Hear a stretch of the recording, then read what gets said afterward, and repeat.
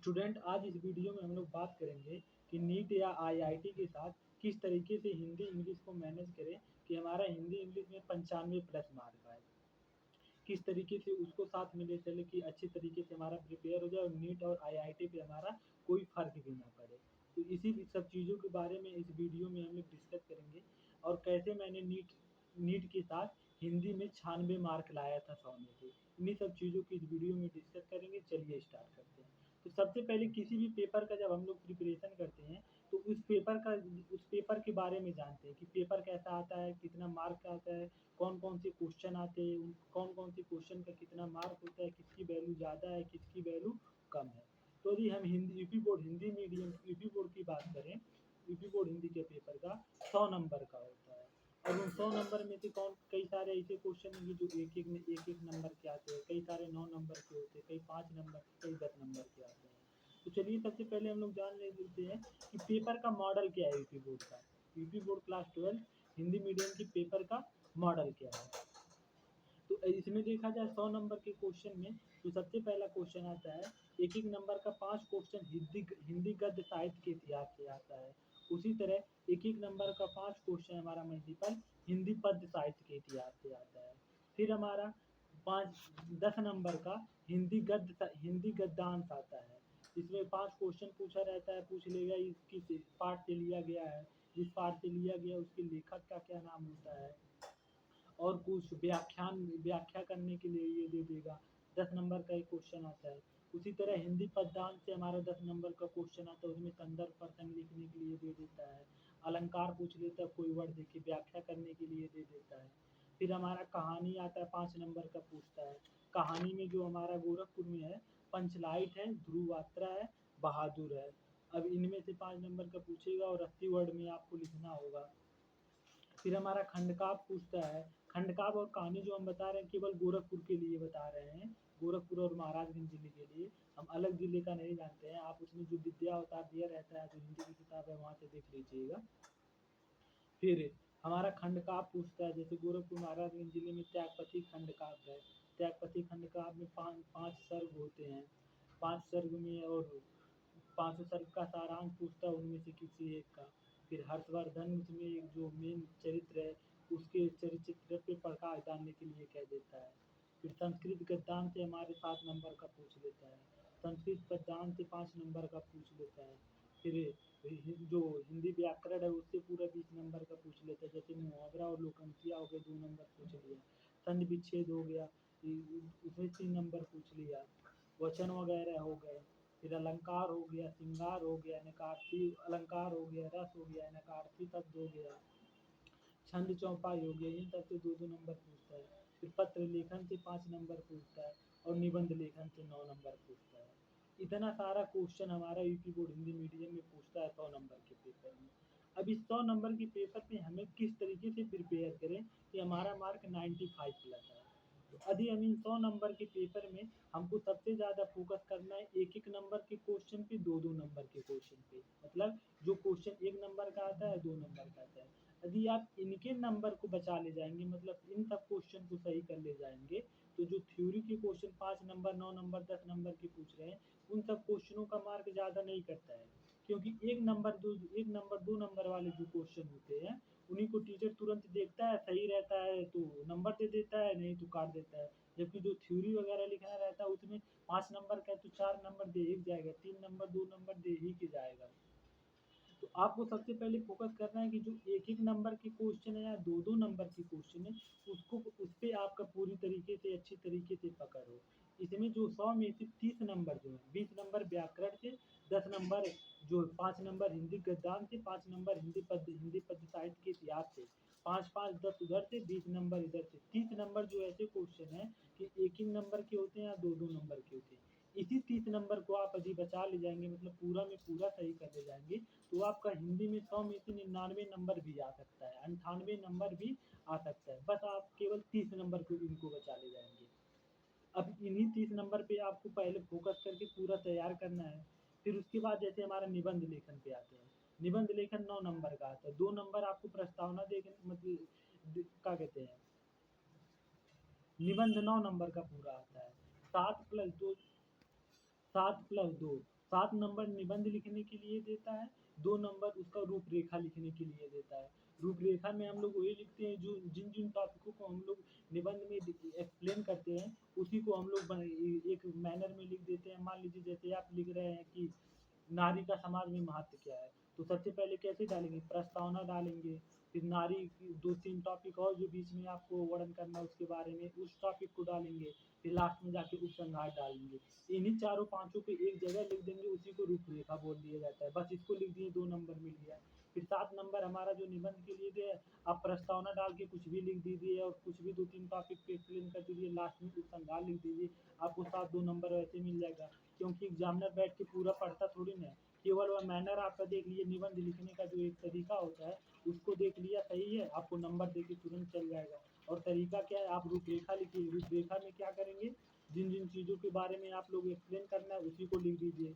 फिर जब निबंध लिखना चालू करिए तो शुरू में प्रस्तावना, फिर बीच में एक्सप्लेन करिए, लास्ट में उपसंहार। फिर 5 नंबर का पत्र लेखन देता है। पत्र लेखन में भी एग्जामिनर वही करता है, केवल आपका मेथड देखता है कि आपने ऊपर सेवा में जो भी सबने निवेदन वगैरह सही तरीके से मेथड पत्र का सही है कि नहीं है, और बीच में क्या लिखा है उससे कुछ नहीं मतलब है। तो आप उस तरीके से 9 नंबर निबंध लेखन से, 5 नंबर प्रस्तावना से, 9, 5, 14 नंबर इसको बचा सकते हैं। और 30 नंबर उधर आपका सेफ है, अगर जो बचा लिए तो 44 नंबर वैसे हो गया। फिर हमारा जो आता है 5 नंबर का कहानी आता है। कहानी में हमारा गोरखपुर में पंचलाइट है, ध्रुवात्रा है, और एक क्या है याद नहीं आ रहा है, तो बहादुर है। इनमें आपसे क्या करेगा, तो कहानी का सारांश पूछ लेगा 80 वर्ड में लिखने के लिए। इसका जो मेन कैरेक्टर रहेगा, जैसे हमारा बहादुर, बहादुर कहानी में बहादुर का कैरेक्टर का कहिएगा, एक्सप्लेन करिए, उसके चरित्र चित्रण कीजिए, तो 5 नंबर उससे आएगा। उसमें भी आप उससे कुछ भी रिलेटेड 80 वर्ड में डाल के आ जाएंगे तो बिना पढ़े ही 5 में से 4 नंबर, 4.5 नंबर है, आपको थोड़ा अच्छे मैनर में लिख देंगे, 5 नंबर दे देगा एग्जामिनर। फिर हिंदी गद्यांश जो आता है, 10 हिंदी गद्यांश से 10 नंबर पूछता है, 5 क्वेश्चन 2-2 नंबर का। उसमें क्या कहेगा, व्याख्या करने वाला देगा, व्याख्या कुछ भी उससे रिलेटेड। गद्य वाले में तो जो व्याख्या जिस लाइन का दिया उसी को लिख के चले आइए, तब भी आप थोड़ा सा उसमें बढ़ा दीजिए, तब भी एग्जामिनर वैसे दे देता है नंबर। या फिर पूछ लेगा किस पार्ट से लिया गया, पार्ट के लेखक का क्या नाम है, इसको भी आप 10 नंबर बचा सकते हैं। उसी तरह हमारा पद्यांश आता है, उसमें भी आप 10 नंबर बचा सकते हैं। फिर आता है हमारा, फिर क्या कहते हैं, ये जीवन परिचय, हिंदी गद्य साहित्य का जीवन परिचय आएगा 5 नंबर का। 3 नंबर जीवन परिचय लिखने के लिए देगा, 2 नंबर आपको 2 रचना लिखने के लिए देगा।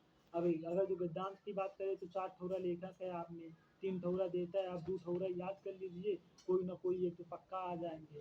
फिर आते हैं इसी तरह पद्यांश में, पद्यांश में शायद 7 दिया है, गिन लेते हैं, 1 2 3 4 5 6 7, 7 दिया हुआ है। 7 में से आप कोई भी 4 याद कर लीजिए, 3 पूछबा करता है, कोई ना कोई एक जरूर फंस जाएगा आपको, 5 नंबर इसमें आप बचा सकते हैं। फिर संस्कृत गद्यांश में आपका 7 नंबर पूछता है।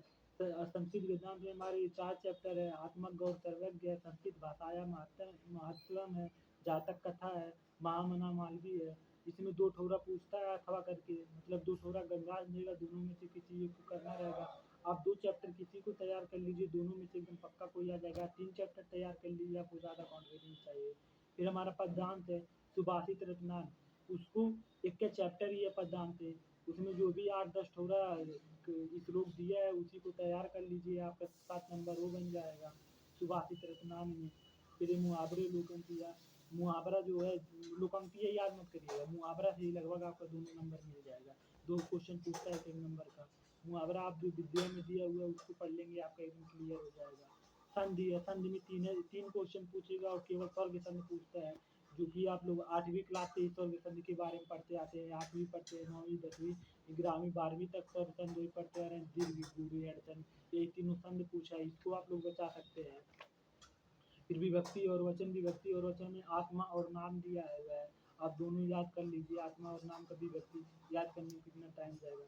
फिर अनाकारती शब्द 2 क्वेश्चन पूछता है 1 नंबर का, विद्या में जितना दिया सब रख डालिए। फिर वाक्यांश के लिए 1 शब्द पूछता है 2-2 नंबर का, विद्या में जितना दिया है, विद्या में या बालाजी पब्लिकेशन में लीजिए, उसमें जो बुक में दिया होगा उसको रखिए। विद्या में बहुत ज़्यादा दे दिया है, मतलब बहुत प्रीवियस ईयर क्वेश्चन का दे दिया, बालाजी पब्लिकेशन का आपका बुक सबसे बढ़िया पड़ेगा। फिर रस वगैरह दिया है तो वो भी आप पढ़ते आ रहे हैं। श्रृंगार रस 8वीं 9वीं में पढ़े हैं, करूर रस 9वीं में पढ़े हैं, हाथ रस, वीर रस, सात रस 9वीं में पढ़े हुए हैं आप सब। फिर अलंकार पूछ रहा है, अलंकार में शब्द अलंकार से अनुप्रास है में किसलेस अलंकार हो गया, और उससे अर्थालंकार से उत्प्रेक्षा और क्या कहते हैं रूपक अलंकार, और उत्प्रेक्षा नहीं है उपमा, और नहीं उत्प्रेक्षा उपमा रूपक तीनों अलंकार दिया हुआ है। चौपाई में छंद में चौपाई दोहा सोरठा कुंडलिया 4 ठौरा है, 2 ठौरा ऑप्शन के पूछता है, या 3 तो याद कर लीजिए। चौपाई दोहा सोरठा कुंडलिया छुइए ही मत, और कुंडलिया चौपाई दोहा सोरठा वैसे भी 9वीं 10वीं ग्रामीण पढ़े होंगे, कुंडलिया छोड़ दीजिए। उसी तरह रस में हमारा जो है श्रृंगार करूर हाथ बीट साथ 3 ठौरा रस, इसमें आपको बस ऐसे ही याद करना है। सबका अस्थाई भाव याद रहे तो डिफिनेशन अपने आप बना सकते हैं। जैसे श्रृंगार रस का अस्थाई भाव क्या है, रस। तो रस नामक अस्थाई भाव के कारण जो विभाव अनुभाव और संचारी भाव में सहयोग होता है, उसी को हम लोग बोल देते हैं श्रृंगार रस। वैसे हाथ रस दे दिया है, हाथ रस का क्या है, हाथ नहीं क्या कहते हैं करूर रस दे दिया है, करूर रस का क्या है शोक अस्थाई भाव है। तो शोक नामक अस्थाई भाव के कारण जो विभाव अनुभाव संचारी भाव में सहयोग उत्पन्न होता है, उसी को हम लोग बोल देते हैं करूर रस। सब में एक चीज़ है, बस अस्थाई भाव बदल देना है आपको। यही सब हमारी चीज़ें हैं। यदि आप इस तरीके से तैयार करेंगे तो एकदम गारंटी के साथ करें 95 प्लस आपका मार्क आएगा।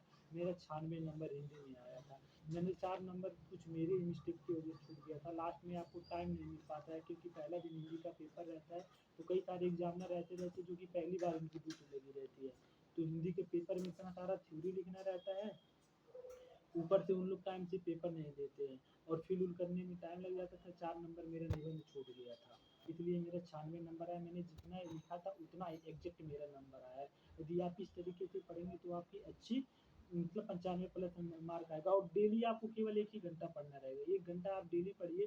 थोड़ा थोड़ा चीज़ों को आपका नीट भी हो जाएगा, IIT भी हो जाएगा। ज़्यादा कोई नहीं पढ़ना है, 1 घंटा बस पढ़ेंगे आपका नीट IIT सब कुछ हो जाएगा। और सबसे हिंदी के लिए सबसे जो बेस्ट बुक आप लोगों के लिए हो गया HM पब्लिकेशन आप ले सकते हैं, बालाजी पब्लिकेशन ले सकते हैं। HM बालाजी पब्लिकेशन ले लेंगे तो जो आप 5 नंबर का है ना, हिंदी गद्य साहित्य के इतिहास से पूछता है, हिंदी पद्य साहित्य के इतिहास से पूछता है, वो सब शुरू में दिया रहता है, उससे आप पढ़ लेंगे। अब यूपी बोर्ड वाले ज़्यादातर राजवीर पब्लिकेशन, फिर कायला देवी की कान कौन देवी है, उनके प्रकाशन से सब लोग पढ़ते हैं। तो उतना सारी बुक सस्ती रहती है लेकिन उतना अच्छी नहीं रहती हैं। बालाजी लीजिए, HM लीजिए, ये सब किताबें बहुत अच्छी हैं।